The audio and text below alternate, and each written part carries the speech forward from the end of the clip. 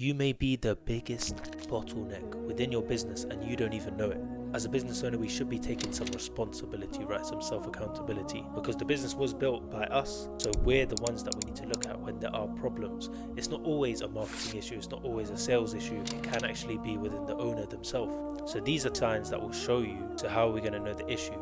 You are going to have to look within yourself. If you're experiencing two or all of these signs, then let me tell you, you are definitely the bottleneck within the business if you're trying to scale. First sign is that everything needs your approval. Now, this is whether you have members of your team or it's just you by yourself. Either way, the work can't get done without you being present. If you have team members, they're always coming to you to make sure that they understand what they're doing right. There's no autonomy with their work. They need to make sure that they're doing the right thing every single time they do a tiny task.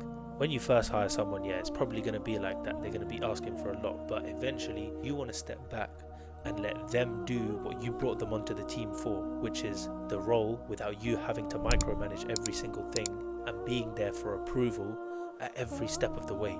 And if you are by yourself and if you haven't got members of the team, then you're someone who makes every single decision, and that is tiring. Over time, that is what's going to drain you. So you may have heard of a thing called decision fatigue, which essentially means you can only make so many decisions within a day before your decision making power starts to worsen, essentially. This is why people like Steve Jobs and Bill Gates wear the same thing every day, so they don't have to think or make the decision choosing what to wear for that day.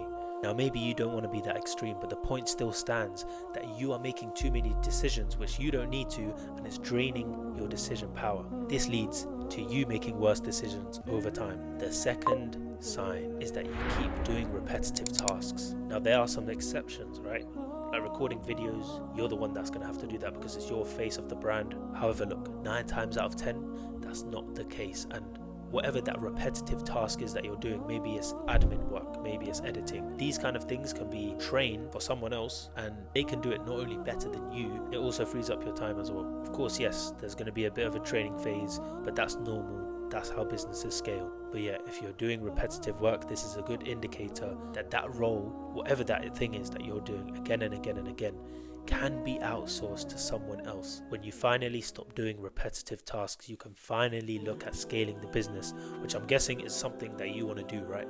And finally, the third sign is that the business slows down when you're not there. Say, for example, you want to take a few weeks off or even a few days and the business collapses when you're not there. Look, of course, the business is going to be reliant upon you to some degree, okay? But we're talking about to what extent is it reliant upon you? Say, for example, right now it's Ramadan, yeah?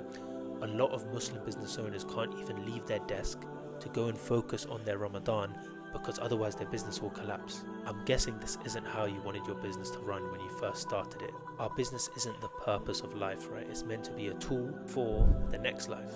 So when the business slows down when you're not there, this is a good indicator that you are the bottleneck. Of course, this doesn't mean that the business is broken. It just means that you need a few tweaks here and there to make sure that these problems are fixed. They're simple things that you can do, like just tiny tweaks to make sure that these problems don't occur again. So you need some sort of structure. You need to hire the right roles to make sure that these tasks that you're doing are being fulfilled by someone who's reliable. Okay, so obviously the first step is to first identify what is that repetitive task that you keep doing.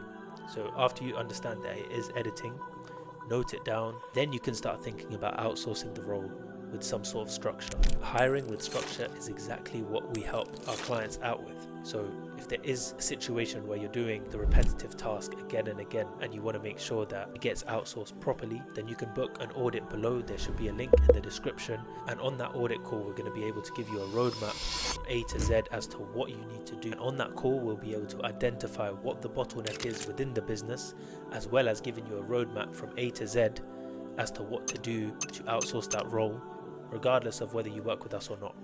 So you can book that call. It's literally free. But in summary, don't be the biggest bottleneck within your business.